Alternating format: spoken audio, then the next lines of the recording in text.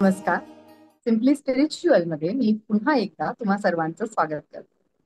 Simply spiritual podcast हे जे video podcast मी चालू केलं आहे त्याच्यामध्ये एक नवीन सिरीज मी जी सुरू केली आहे म्हणजे माझे अनुभव. तर म्हणजे मी काही गेस्टला इथे बोलवणार आहे जे त्यांचे आध्यात्मिक अनुभव सगळ्यांबरोबर शेअर करणार आहे.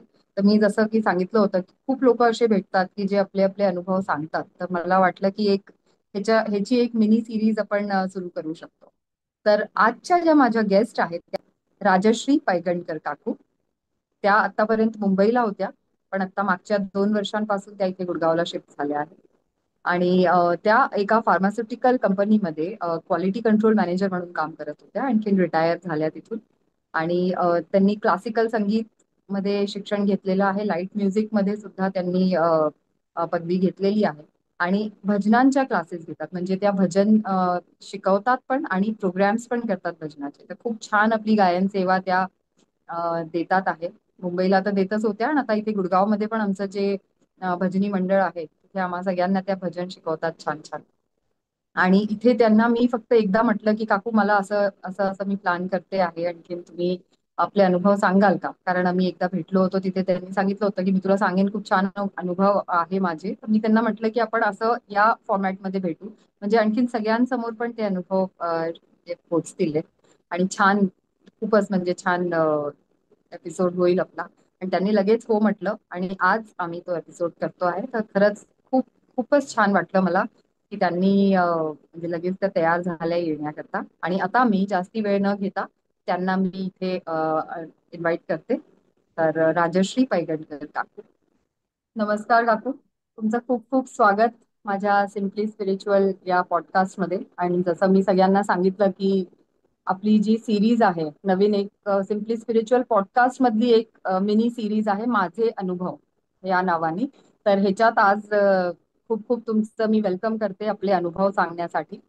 तर धन्यवाद, खूप धन्यवाद की तुम्ही इतक्या शॉर्ट नोटीसवर इथे यायला तयार झाला. Thank you so much. अ, मला खरोखरच आनंदच होतोय. आणि तत्पूर्वी ज्यांच्याबद्दल माझे अनुभव त्या दिवशी आपण भेटलो साईबाबांच्या मंदिरात आणि तिथे जी मला अनुभूती झाली त्याच्यावरनं मी तुला बोलून गेले की मला असे बरेच अनुभव आहेत.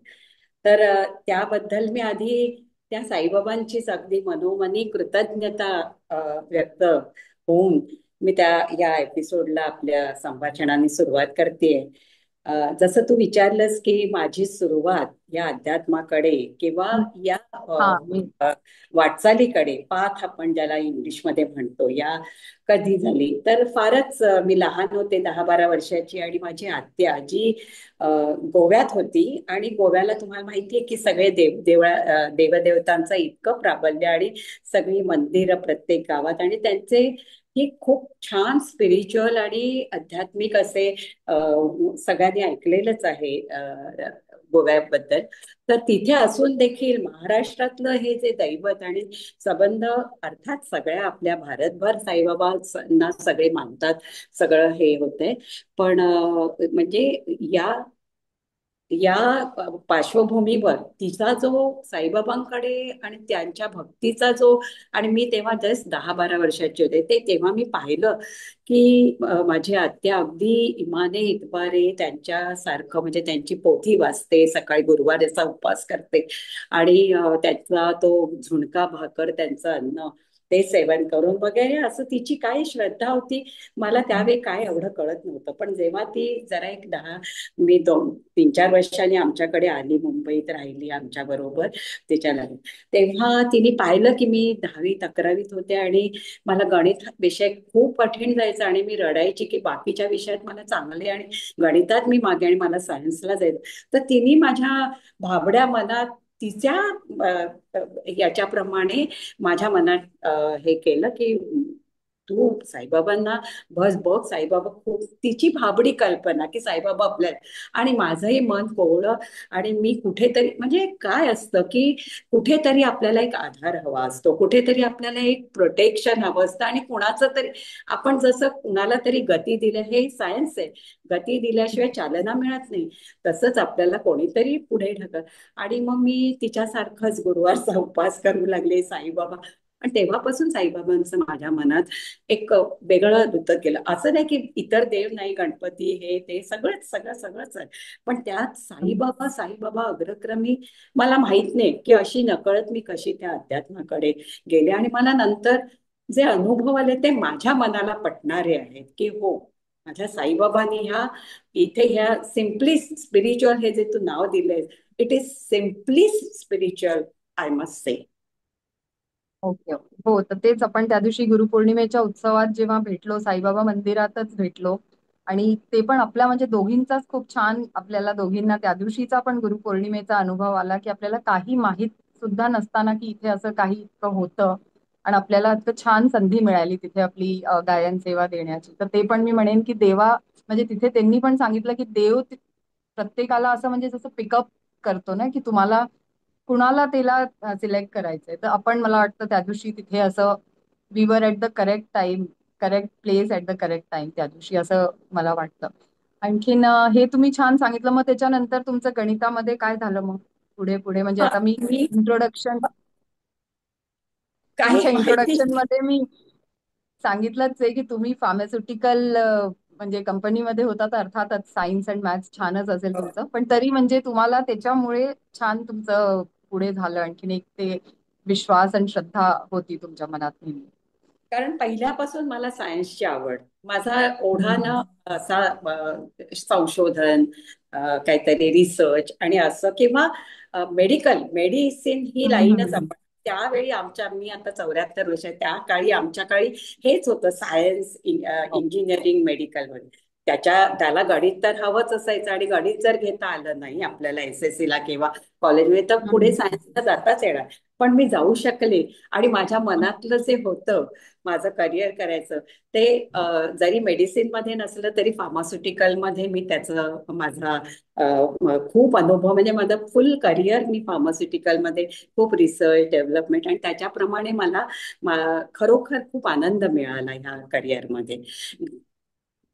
म्हणजे कारण असं म्हणतात जे आता, हा बोला बोला. हा म्हणजे मी म्हणते की हे म्हणजे मी असं म्हणत नाही साईबाबांनी दिलं मला पण कुठेतरी श्रद्धा मी ठेवली आणि त्याला मला फळ म्हणजे आपण नेहमी म्हणतो की तुम्ही ईश्वराचं नाव सतत तोंडावं सगळे साधू संत आपण जे काही याच्यात अध्यात्मामध्ये वाचतो ते हेच असतं की तुम्ही हो. सतत तुमच्या बरोबर तुम्ही देवाला हे केलं मनात नाव घेतलं तरी तो आपल्याला पावतो आपण नुसतं हम्म. आडाभाका मला दे मला कर असं म्हणून हो. नाही मिळत ह्याची अनुभूती मला आली आणि हम्म. खूप ते पुढचे अनुभव पण मी सांगेन ते तिथे मला तेच आलं हो हो, अनुभव. तेच आपली सिरीज आजचं हे तेच आहे की माझे अनुभव. आणि मला खरंच खूप छान वाटतंय की हे त्या दिवशी पण मी तुम्हाला, आपण जेव्हा बोलताना सांगितलं की तुम्ही म्हणाला की मी तुला सांगेन अनुभव, आणि मी म्हटलं आजच सकाळी मी माझ्या ह्याच्यात डायरीत नोट केलेलं आहे की हा एक मी टॉपिक माझी इच्छा आहे. आणि खरंच म्हणजे देवाच्या कृपेने सगळं इतकं छान जुळून आलं की मी कधीच प्लॅन करत होते हे स्टार्ट करायचं व्हिडिओ पॉडकास्ट, पण ते आत्ताच व्हायचं होतं. म्हणजे गुरुपौर्णिमेनंतरच ते फायनली चालू झालं. आणखीन हे एक अनुभव आलं, पण कारण मला आणखीन पण पुष्कळ लोक आहेत ज्यांनी म्हटलं की हो आम्ही पण सांगू तुला आमचे अनुभव. तर म्हणून मी आता आय एम लुकिंग फॉरवर्ड की असे पुष्कळ एपिसोड आपल्याला करता येतील. आणि लोकांना एक छान म्हणजे आणखीन जे नाही मानत त्यांना पण एक कुठेतरी एक म्हणजे जे नास्तिक लोक असतात त्यांना पण कुठेतरी एक विचार करण्याकरता ते भाग पाडतं की अच्छा हे म्हणतंय असं ह्या माणूस तर का आहे. कारण एक मी आणखीन माझा मी एक जस्ट शेअर करते. इथे आमच्या सोसायटीमध्ये भागवत गीताचं म्हणजे सप्ताह त्यांनी केला होता. तर तिथे सगळं सेट म्हणजे डेकोरेशन आणि हे सगळं होतं. तर तिथेच लास्ट दिवशी सगळे लोक आपलं आपलं सांगत होते की त्यांचं कसं राहिलं, एक आठवडा कसा गेला गीता ऐकून. तर तिथे एक बाई आली होती, ती म्हणाली मैं नास्तिक हूँ, मुझे बिल्कुल विश्वास नहीं था भगवान में, था शब्द यूज केला तिने. मुझे विश्वास नहीं था लेकिन मुझे पता नहीं कैसे ती हे सगळं करते, आर्ट अँड क्राफ्ट वाली बाई आहे. तर ती म्हणाली की माझ्या मैत्रिणीने मला बोलवलं की तू इथे डेकोरेशन करशील का. आणि त्याच्यानंतर ती तिथे आली म्हणजे आधीपासून 4-5 दिवस आधीपासून तिथे सगळी तयारी चालली होती. आणि हे सगळं करून आणि शेवटी ती म्हणाली की अब मैं 50% आस्तिक हो चुकी हूँ, मुझे इतना अच्छा यहाँ पे रोज गीता सुनने को मिली. और म्हणजे असं पण आहे की देव, ज्याला देवाची इच्छा असेल ते स्वतः आपल्याकडे ओढून घेतं. देव आपलं प्रचिती हे करून दाखवतात, प्रचिती प्रचिती दाखवतात. दाखवतं. हो. नक्की. आणि तर हे आता सगळं हा एकच. आणि हे सगळं त्याच्या कृपेनी, त्यांची त्याच्या इच्छेनी, आणि तोच करता करविता आहे हे आपण हो खरंच म्हणजे जाणलं पाहिजे. आपण फक्त बाहुल्या आहोत. आपण असं म्हणतो मी हो ते केलं म्हणून, असं मुळीच नाही. जे कसं त्याच्या मनी असतं तेच घडत असतं. आपण मग म्हणत असतो अरे हा, हे असं कसं घडलं, वाय मी. दुःखाच्या हम्म, क्षणी सुद्धा आणि सुखाच्या, जसं तू म्हणाली की त्या दिवशी की आपल्याला चूज केलं त्यांनी, पण नाही, तसं नाही. ते आपल्याला दिलेला प्रसाद होता हम्म, साईबाबांचा, की तेच. तुम्हाला आता ही योग्य वेळ आलीये आणि हा तुम्ही माझा प्रसाद घ्या. असं मी तरी ते माझं त्या दिवशीच हो हो हो हे तेच. केलं. तसंच होतं. नाहीतर इतकं आपल्याला इथे, मला 3 वर्ष झाले, मी पहिल्यांदा तिथे गेले हम्म. गुरुपौर्णिमेला. मला माहिती पण नव्हतं की तिथे असं सगळं होतं. अच्छा, तर आता माझा दुसरा प्रश्न आहे की तुम्ही म्हणजे आता ते तर तुम्ही लहानपणची तुमची आठवण सांगितली की तुमच्या आत्यानी तुम्हाला ओळख करून दिली साईबाबांची. पण आता पुढे पण तुम्हाला आणखीन येतात, तुम्ही सांगितलं की 74 वर्षाच्या आहे, तर नक्कीच खूप अनुभव तुम्हाला आले असतील आणखीन पण. तर असे तुम्ही काय काही शेअर करू शकाल, छान अनुभव? माझ्याजवळ आहेत. म्हणजे त्या दिवशी मी त्या साई मंदिरात, साईच्या अंगणमध्ये गेले, त्या दिवशी मी म्हटलं अरे मी शिर्डीतच आले, कारण त्यांनी शिर्डीच उभारलेली आहे तिथे. आणि माझा तो पहिला अनुभव म्हणजे आता तिथूनच सुरुवात करते. तो आता रिसेंटली गेल्या गुरुवारीच घडले. माझं ऑपरेशन झालंय, मला अजिबात उभं राहायचं नाही सांगितलंय, मला अजिबात जास्त चालायचं नाही सांगितलं. आताच 1.5 महिना पण झाला नाही.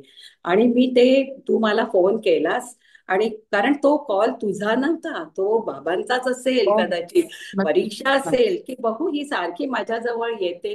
आणि मी नेहमी माझ्याकडे जो साईबाबांचा फोटो आहे त्यांच्याकडे बघून, कारण मी एकटीच आहे, माझ्या मुलींची लग्न झाली आहेत, मिस्टरही जाऊन, आणि घरात एकटी असल्यानंतर मी त्यांच्याकडे बोलत असते सतत. कारण मला ते असे अनुभवात मी त्यांना फक्त हात जोडते तेव्हा एवढंच म्हणते, बाबा मला क्षमा कर, मला माफ कर, आणि मी शरण आले आहे तुला. हे 3 शब्द माझे प्रार्थना. तर तू मला जेव्हा तेव्हा शरण येतेस, माफ कर, क्षमा कर म्हणतेस, मी कशी करू?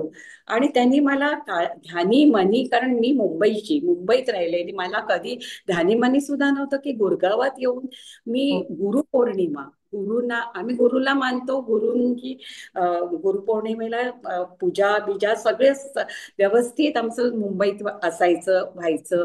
आणि गायनात असल्यामुळे गुरु पौर्णिमा हा तर उत्सव झालाच पाहिजे सगळ्या गुरूंच्या समोर. तर इथे येऊन मला काहीच गेले 2 वर्ष काही हे सापडलंच नाही. मी अक्षरशः अंधारात चाचपडत होते. आणि हा साईबाबांनी या मोडक्या अवस्थेत, आणि मग मी मनात म्हटलं की मी जाऊ शकेन का, मी तिथे उभं राहायला लागलं तर उभं राहू. आणि तिथे पालखीचा सोहळा, तिथे आरतीचा हम्म, सोहळा, या खूप. सर्वात मी इतकी संबंध मोडून गेले होते आतून आतून. पण मला ते जाणवत नव्हतं काही. घरी आल्यानंतर मला सगळं पण तिथे मला काहीही आणि माझ्याकडून तिथे सेवा एवढ्या भक्तांच्या समोर आणि त्या गुरुजींच्या. तर हा मला आलेला अनुभव, मी म्हणते साईबाबांनी मला आता दिलेला मी त्यांना परत परत म्हणते की बाबा रे, आता तू काय अजून मला दाखवायचं ठेवलंयस, काय दाखवायचं ठेवलंयस. अशीच माझी प्रार्थना असते त्यांच्या. आणि त्यांनी मला हे दाखवलं. तर म्हणजे त्यांनी मला किती उमेद उत्पन्न केली की काही तू घाबरायचं कारण निराश नाहीये. जर नव्हतं. तू माझ्याकडे शरण आलीयस तर मी तुला काय करीन ते. हे असा माझा हे माझा मला माझ्या मनाला वाटतं. ते हो कितपत लोकांना रुसेल मला माहित आहे, पण माझ्या मनाला हे अगदी ठासून असं वाटतं की नाही नाही, हे संबंध करता करविता आणि त्यांची ही हे आहे संबंध करणी. हो. तर हा एक नाही, अनुभव होता. सगळ्यांचं म्हणजे आता आपले आपले अनुभव, मी पण तुम्हाला त्या दिवशी सांगितलं की आपल्याला असं म्हणजे आपल्याकरता ती खूप मोठी गोष्ट असते, कारण ती ज्या गोष्ट क्षणी घडत असते घडत. तेव्हा कसं काय सिच्युएशन आहे आणि ते झालं तर आपल्याकरता खूप मोठं आहे. पण कुणाला सांगताना लोक म्हणू शकतात की त्याच्यात काय, म्हणजे हे काय. तर काहीच नाहीये, पण आपल्याला माहिती असतं की अरे नाही, आपल्याकरता किती इम्पॉर्टंट आहे हो हो ती गोष्ट. हो. तेच. तर म्हणून खूपच म्हणजे आपण तेच आहे की नेहमी ग्रॅटिट्यूड वालं म्हणजे हा. देवाकडे काही मागत राहण्यापेक्षा नेहमी जस्ट थँक्यू म्हणायला पाहिजे की जे हो. दिलंय खूप छान आहे त्याच्यातच. सगळंच. म्हणजे आपण नेहमी थँक्यूच म्हटलं पाहिजे. मला पण तसंच वाटतं की हो. हात जोडून नेहमी काही मागण्यापेक्षा नेहमी की कारण माझं म्हणजे व्हॉट्सअप स्टेटस पण तेच आहे की हम्म. अगर जे हरिवंश राय बच्चननी त्यांनी लिहिलेलं आहे ते की अपनी मन का हुआ तो अच्छा और भगवान की और नहीं हुआ तो और अच्छा क्योंकि फिर वो भगवान की मर्जी का होता है. बरोबर. तर म्हणून ते खरं. आपल्याला असं वाटत राहतं की अरे असं का झालं. जेव्हा चांगलं होतं तेव्हा तर आपण सगळेच खुश असतो. पण म्हण. काही जर काही चूक काही असं वाटतंय आपल्याला की काही गडबड झालीये तेव्हा सगळे आपण हाच विचार करतो की अरे असं का. पण त्याच्यात पण काही ना काही चांगलंच असतं नेहमी मला असं. आणि नंतर ते कळतं पण आपल्याला की नाही हे चांगलं झालं. आपली ट्रेन हो, सुटली तेव्हा राग येतो ते बरं. आपल्याला वाईट वाटतं पण काहीतरी असतं त्याच्यात पण चांगलं. नक्कीच. तर आणखीन तुम्हाला म्हणजे आणखीन पण काही जर शेअर करायचं असेल हो, जुनं हे तर हो, तुम्ही आता रिसेंट हो, सांगितलं हो. पण ते आधीचं पण काही. ताजं ताजं होतं म्हणून मला सांगावं असं वाटलं, कारण हे माझं अगदी अलीकडचं. पण माझ्या हो. जीवनात 1996 साली आमचा हा संसार चालला होता अगदी चांगला मध्यावर. आणि इतक्यात माझ्या मिस्टरांना खूप बरं, खूप आम्ही डॉक्टर केले, खूप सगळ्यांना दाखवलं, सगळं झालं. सायकोलॉजिस्ट किंवा डॉक्टरी उपचार वगैरे काही हम्म. कळेच ना निदान काय. तर मी त्यांना काय म्हटलं की आपण जरा तुमच्या वातावरणात चेंज कर. मुंबईहून आम्ही पुण्याला आमचे दीर जाऊबाई तिथे आपण जाऊ त्यांच्यात, कारण तिथे खूप जोवियल वातावरण. आणि त्याच्यात कदाचित हे म्हणजे हे काय कळतच नाहीये तर आपण तिथे जाऊ. आणि तिथे गेल्यानंतर त्याच वेळेला माझी मोठी मुलगी SSC झाली, छान मार्कांनी पास झाली. तर आम्ही साईबाबा ना म्हणजे खूप नाही पण साईबाबांचं आमचं होतच ना. ते पण नेहमी साई लीलामृत वाचूनच ऑफिसला निघायचे वगैरे. तर म्हटलं आता पुण्याहून जवळच आहे शिर्डी, तर दीर म्हणाले आपण गाडी काढूया आणि आपण जाऊया तिथे, असं ॲज अ वन हम्म. ऑफ द आपला तिकडचा स्टेचा एक प्रोग्राम आपण म्हणजे. हम्म. आणि हे पण आणायचं होतं की तिथे जाऊन माझी मुलगी पण पास झाली. तर तेव्हा त्यांना बरं नव्हतंच थोडस आपलं एक चेंज ऑफ ऍटमॉस्फिअर झालं होतं. मग आम्ही गेलो तर शिर्डीला प्रचंड थंडी असते, सकाळची वेळच होती. आणि तिथे रांग म्हणजे त्यावेळेस 96 मध्ये पासून म्हणजे त्याच्या आधीपासून गर्दी हो. ही होती. तर- आणि एवढी भली मोठी रांग आम्हाला सरकता येईल म्हणजे अगदी मुंगीच्या पावलांनी आम्ही पुढे पुढे जात होतो आमचा नंबर समाधीला येईपर्यंत. आणि इथे ह्यांना तर हुडहुडी भरून येते, काय होते ते समजत नाही, काय होते ते. त्यांना तसंच आम्ही, मी आणि माझे दीर त्यांना असं असं पुढे पुढे ढकलत होतो. अक्षरशः समोर साईबाबा दिसत होते, समाधी आता जवळ आल्या. कुणाला सांगायला पण बरं वाटत नव्हतं की आम्हाला जाऊ द्या, त्यांना बरं नाहीये. हे का आपण म्हणजे असं मनच होत नव्हतं की आपण असं हे करून पुढे जाता जवळ. तर तिथे साईबाबांच्या समाधीच्या त्यांच्या उजव्या बाजूला आणि आम्ही रांगेत होतो त्या डाव्या बाजूला असं चौथर आहे. तर मी त्यांना म्हटलं की तू आता ना इथे शवासन तिथे असं पडून राहा शवासनामध्ये. मग शवासन हेच एक उपाय आहे की तिथे तुला म्हणजे at least will be at rest. हा. तर मग आणि तिथे त्यांना हे करायचं आणि माहित नाही कशी लाईन पुढे गेली आणि आमचा नंबर आला. ते सांगता सांगताच नंबर आला आणि आम्ही पण त्यावेळेस अशी घाई गर्दी नसायची, चला चला पुढे व्हा पुढे. समाधीला डोकं त्याने टेकलं. आम्ही समाधीला सगळेजण जाऊन बाबांच्या पाया पडतात आणि डोकं टेकतात. त्या पोझिशन मध्ये ते होते आणि वरती हे काय त्यांच्यावर ते पुजारी असतात ते हार देतात, हे देतात, काय त्यांना प्रसाद मिळाला. आणि आम्ही मग झालं ना, आम्ही तिथून मागच्या बाजूला गेलो. आणि म्हटलं यांना आधी चहा किंवा काहीतरी देऊया, कारण त्या सभा मंडपात आम्हाला काहीच देता येत नव्हतं. हम्म. अक्षरशः म्हणजे ह्याला विटनेस माझे दीर, आम्ही दोघंही काही करू शकत नव्हतो की आता मध्यभागी आम्ही आलो, एवढी गर्दी बाहेर, त्यांना इथून कसं घेऊन जायचं, काय करायचं. म्हणजे ती वेळ होती की त्यांना तिथून हलवा आणि तुम्ही त्यांचे उपचार करा. पण आम्ही तसंच पुढे जात राहिलो. आणि ती त्यात हम्म. जवळजवळ 10-15 मिनिटं. आणि त्या माणसाला चक्क चक्क चक्क तो व्यवस्थित खडखडे म्हणजे हे आपण त्यांच्या याच्या आपण वाचतो ना त्यांच्या पोथ्या किंवा काय, आणि अनुभव कोणाकोणाचे मला ते आठवत नाही. पण तसाच हा अनुभव म्हणावा की काय. पण हा चमत्कार होता. आणि मी म्हटलं की म्हणजे आता काय तुला होत नाही, तर काहीच नाही, अक्षरशः चहा घेऊया काय. आणि नंतरचा संबंध वेळ इतका व्यवस्थित नॉर्मल अवस्थेत गेला. हा एक प्रचंड म्हणजे मला काही माझ्याकडे शब्द नाहीत की हा काय चमत्कारही मी म्हणत नाही. हे मला मिळालेलं साईबाबांचं एक खरोखर फळ माझ्या पदरी होतं की जे हम्म. आम्ही फारच आम्ही चिंताग्रस्त होतो आणि हा एक उपाय म्हणून कदाचित तीच प्रेरणा असेल की तुम्हाला आता हो. इथे या किंवा काय. म्हणजे हा काय उपाय नव्हे ह्या सगळ्या ह्याच्यातनं की आपण काहीतरी तुम्हाला चेंज म्हणून आपण तिथे जाऊ किंवा, पण हा सगळा जो घाट होता तो त्याच्याकडनंच हा एक माझा अनुभव असा हो होता. आणि अजून एक अनुभव मी तुम्हाला सांगते, जर तुमच्याकडे वेळ असेल तर. हो तर हो, वेळ आहे. माझ्याकडे काम करणारी जी बाई होती ती खूप वर्ष माझ्याकडे 23-24 वर्ष होती. आणि खूप आमचे संबंध चांगले होते. एक कामवाली बाई म्हणून नाही, पण अगदी घरच्यासारखे तिचे माझ्या मुलींना आम्ही नोकरी करणारे, माझ्या मुलींना ती शाळेत घेऊन जायचे. तर तिच्या मिस्टरांना बरं नव्हतं आणि त्यांना काहीतरी जेनायटल ऑर्गनचा ऑपरेशन सांगितलं होतं, विच वॉज लिटिल क्रिटिकल. तर मी फार्मास्युटिकल मध्ये असल्यामुळे माझी जरा डॉक्टरांकडे वगैरे, बऱ्याच डॉक्टरांकडे, तर तिला कोणालाही वाटतं की आपल्या ह्याचे उपचार, आणि तिचा नवराच असल्यामुळे तिला वाटत होतं प्रायव्हेटमध्ये करूया किंवा काय. तर मी तिला फक्त सल्ला दिला की प्रायव्हेटमध्ये तुला खूप पैसे लागतील, तर इथे आपल्या इथे म्युन्सिपल हॉस्पिटल आहे आणि तिथे चांगले डॉक्टर आहेत, अगं चांगले सर्जन आहे, तर तू तिथे कर, तुला खूप आणि तिला पण मी म्हणजे ताई काय सांगेल ते प्रमाण, आणि म्हणजे असं एवढं आमचं एकमेकींना, तिने त्यावर त्यांना तिथे हे केलं, त्यांचं ऑपरेशन झालं आणि ते डॉक्टर चांगले होते, मला माहिती होते, महाराष्ट्रीयनच होते. पण त्या रात्री त्यांना एवढं ब्लिडिंग झालं, त्यांचं ऑपरेशन झालं. आणि आमच्या घरी आमचे एक गुरुजी आहेत, ते अगदी त्या दिवशी नेमके आले होते. काय रूप होतं, काय होतं, मला काही सांगता येत नाही. माझे मिस्टर आणि ते, त्यांना मी वाढलं, जेवायला बसले त्यांच्या बरोबर प्रसाद हे खायला बरा. आणि तितक्यात त्या हॉस्पिटलमधनं निरोप आला त्यांच्या मुलीचा की खूपच बरं नाहीये बाबांना आणि तुम्हाला बोलवते आई, रडत रडत. त्यांना त्या ह्याच्यावरनं उठून जा, तर ते गुरुजी म्हणाले ते खा तुम्ही आणि मग. आणि ते रात्रीची वेळ होती आणि ते गेली 9 वाजता. पण त्यावेळेस मोबाईल नव्हते, काही कम्युनिकेशन, फक्त फोन त्यांनी केला, तर मी कुठे करणार हॉस्पिटलला फोन, आणि तेही म्युन्सिपल. तर 1 वाजला, 2, तर 12 वाजून गेले. मी नुसती घालमेल. आता मी तिला ऍडवाइस केला होता की तू त्या हॉस्पिटलमध्ये कर. तर शेवटी ही यांच्यामध्ये काय असतं खालच्या वर्गामध्ये, नाही ताई हा. तुम्ही सांगितलं म्हणून, नाही तर मी चांगल्या हॉस्पिटलमध्ये करणार, ही माझ्या मनी भीती होती. मी साईबाबांच्या फोटोकडे उभी राहिली. आधी मी त्यांना म्हटलं, बाबा रे, मी तिला प्रत्युत्तर केलं तिथे जायला, आता तू पहा बाबा, तू हे सोडव काय आहे ते, मला काहीच तुझ्याकडे मागायचं नाही, पण मी तुझ्याकडे उभी आहे, हेच एवढंच म्हटलं.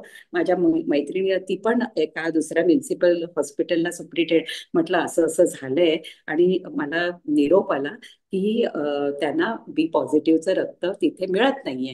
तर तिने ताबडतोब, म्हणजे काय किती कम्युनिकेशन इतकं फास्ट झालं.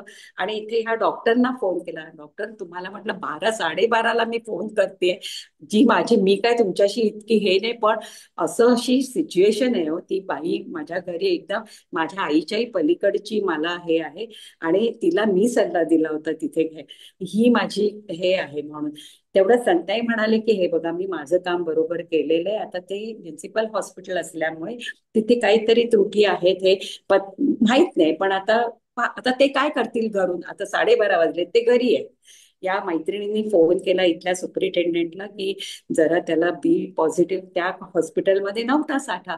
त्यांनी ताबडतोब, म्हणजे त्यांच्या लेवलला त्यांनी ताबडतोब दुसऱ्या हॉस्पिटलला पाठवून त्याला इतकं त्याचं रक्त गेलं होतं की आता त्याची शाश्वतीच नव्हती एकदम. आणि त्यांना ते पॉझिटिव्ह, बी पॉझिटिव्हचं रक्त मिळालं.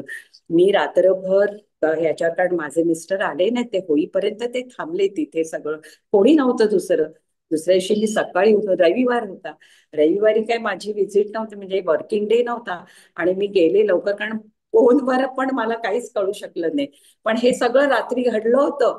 आणि मी गेल्यानंतर तिथे एक डॉक्टर म्हणाला, अरे मॅडम आप यहाँ कैसी, आज तो संडे आप वर्किंग. म्हटलं नाही नाही, त्या वॉर्ड मध्ये असा असा एक पेशंट आहे, त्याला रात्रभर, हाँ उसको दे दिया, वो अच्छे है. अरे म्हणजे मी इतके थक्क झाले की रात्रीच्या रात्री, असं नाही मी म्हणेन मी तिला फोन केला तिचा हे होता अहं, हे काहीतरी कुठली तरी देवाचं. शक्ती, ही कुठली तरी शक्ती आपल्या माझ्या अंगावर आता देखील मला गुजबॉम्ब्स तेच आहेत. ऐकून माझ्या पण अंगावर काटा आल्यात तुमचे सगळे अनुभव ऐकून.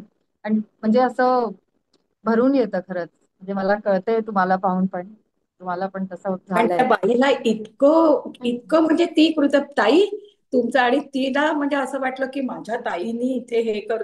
ते माझं काहीही नव्हतं श्रद्धा. ते माझे कुठे मी त्यांना हे करत होते, त्यांनी मला माझं हे दिलं. आता मी असं म्हणू शकत नाही, माझ्या मिस्टरांच्या बाबतीत खूप मी प्रयत्न केले. ॲलोपॅथी, होमिओपॅथी, नॅचरोपॅथी सगळी जे जे ती जेमलॉजी असते त्याच्यात गॉडपॅथी सुद्धा केली, पण मला नाही असं मी म्हणू शकतच नाही ना. जे पण काय जे आहे कोणाचे कर्म असतात. पण मला हे आलेले अनुभव जे इतके हे आहेत की त्याच्यात, आणि मी मागे वळून जेव्हा बघते तेव्हा माझं पाठीराखा कोण. आज 24 वर्ष झाली मी पुढे पुढे जातेय, किंवा काय जे माझी दालनं उघडताय ती कुणामुळे, कोणीतरी मला मागून हे हे हा माझा विश्वास आहे बाबा. मला सांगायचंय की खूपच सिम्पली खूपच छान. स्पिरिच्युअल हे तुझं नाव खरोखरच रास्त वाटतंय मला तुझ्या प्रोग्राम. थँक्यू थँक्यू काकू.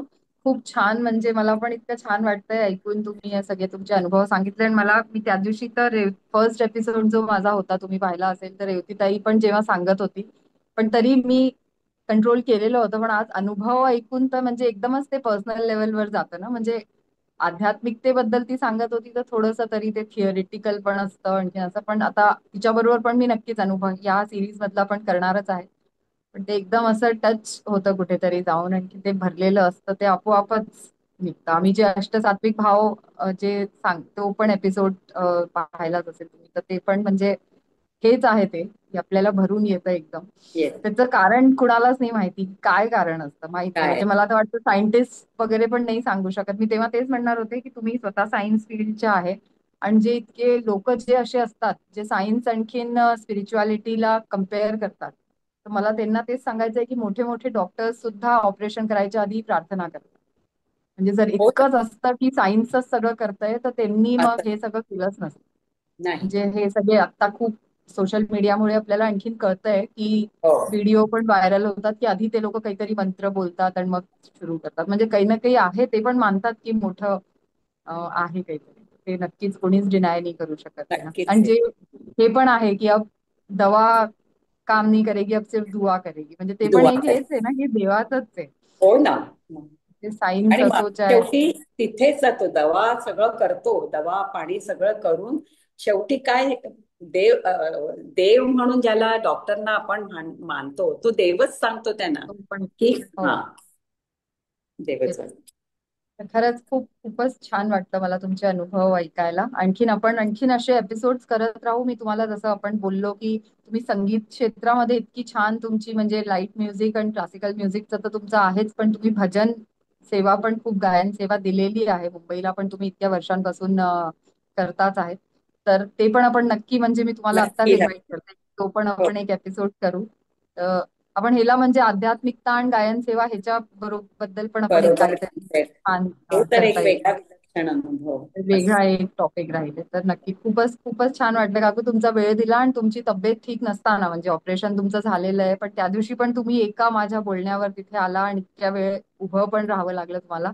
आणि आत्ता पण म्हणजे सगळं तुम्ही स्वतः मॅनेज केलं. मला खरंच खूप छान म्हणजे कौतुक वाटतंय की सगळं तुम्ही झूमचं, कारण आपल्याला जनरली इतकी सवय नसते. इव्हन नाही. मला पण हे सगळं रेकॉर्डिंग आणि हे खूप पाहावं लागतं, म्हणजे कसं करायचं, पण करून घेतो सगळं. देव तेच हो आपण म्हणतो सगळं की तेच. देव सगळं काल करेल. मी माझ्या मुलीला म्हटलं की तुझी हेल्प मला लागेल, पण त्यांना सकाळी त्या मुलाच्या ऍडमिशन हो. साठी सकाळीच कॉल आला आणि निघून जावं लागलं. हम्म. तर तिला मी मोलू तेच. सुद्धा टाकले, म्हटलं चालेल, जसा इतर ठिकाणी मला करू हे काहीतरी. चालतो त्याप्रमाणे साईबाबाच म्हणतात. आणि खरोखर मला खूप आनंद झाला की मला या विषयावर जे माझ्या मनात होतं मी सांगते दरवेळेस सगळ्यांना, पण या अनुभूतीने मला सुद्धा ही शेअर सगळ्यांच्या पर्यंत करायला मिळते. हे छान. माझ्यासाठी खूप हे आहे. तुझी पण आभारी, आणि त्याचे खरंच आभार नाही, मी कृतज्ञ त्यांचे. आहे हो. की त्याने हे घडवून आणलं. ओके, थँक्यू काकू. मग भेटू आपण थँक्यू श्रद्धा. आणखीन एक एपिसोड मध्ये. Thank you so much. थँक्यू. तर खरंच खूप छान आजचा एपिसोड झाला. राजश्री काकूंचं खूप आभार. एकदा पुन्हा मी आपलं आभार व्यक्त करते. आणि इतके म्हणजे त्यांचं ऑपरेशन झालं आहे आणि तब्येत ठीक नसताना सुद्धा त्या आल्या, तर खरंच खूप छान वाटलं मला. आणि मी जसं सांगितलं की आम्ही आणखीन पण त्यांच्याजवळ खूप काही असं आहे सांगण्यासारखं, आणि नक्कीच मला आवडेल ते स्वतः पण ऐकून घ्यायला आणखीन आपल्या सगळ्या ज्या माझे ऐकणारे आणि पाहणारे लोक आहेत पॉडकास्टचे, त्यांच्या समोर पण पोचवायला नक्कीच खूप आवडेल मला. तर आय एम लुकिंग फॉरवर्ड की पुढे पण आम्ही लोक एपिसोड्स करू. Stay tune to simply spiritual podcast, आणि असेच छान छान एपिसोड्स मी घेऊन येत राहीन नक्कीच, आणि छान छान टॉपिक्स. आता हे जे माझा अनुभव किंवा माझे अनुभव ही जी सिरीज आहे, हे तर एक साईड बाय साईड चालू राहीलच आहे, आणि बाकी जे माझे आध्यात्मिकतेबद्दलचे जे पॉडकास्ट आहे, जे गेस्ट येतील ते पण आपण सायमल्टेनियसली सुरू राहीलच आहे.